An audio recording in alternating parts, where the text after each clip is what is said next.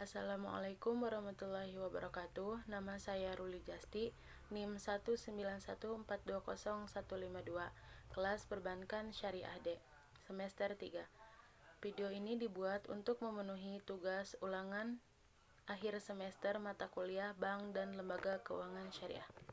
Soal yang pertama yaitu perbedaan produk gadai emas pada bank syariah dan pegadaian syariah.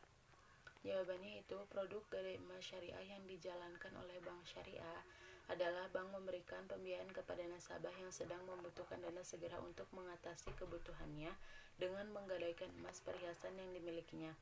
Atas pemeliharaan barang gadaian tersebut, nasabah harus membayar biaya pemeliharaan kepada bank.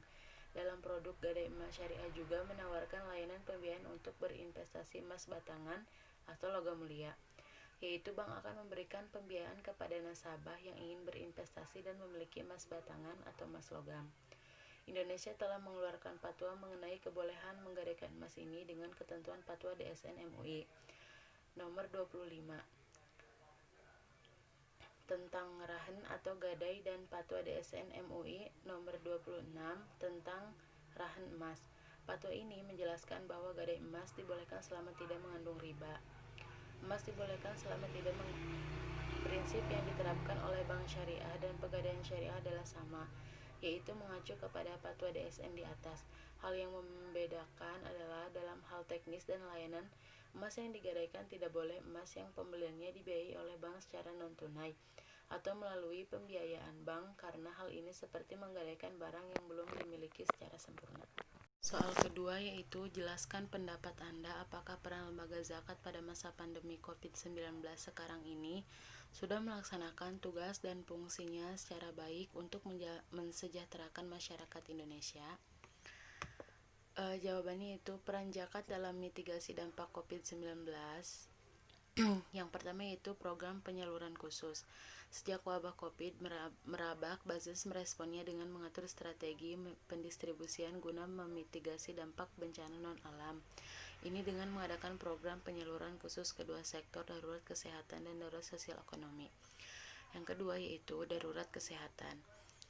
Dalam sektor ini, Baznas secara langsung mendukung logistik dalam penanganan pasien COVID-19, seperti penyediaan alat pelindung diri bagi tenaga medis di rumah sehat dan juga di rumah-rumah sakit lainnya. Yang ketiga yaitu darurat sosial ekonomi.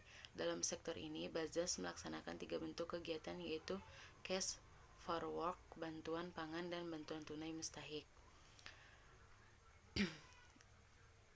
Yang selanjutnya yaitu realisasi dana penyaluran program darurat COVID-19.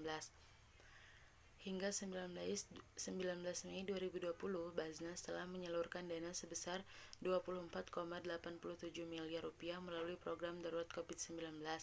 Dana tersebut telah disalurkan kepada 292.714 mustahik. Yang selanjutnya itu implementasi Maqasid Al-Syariah dalam program darurat COVID Baznas.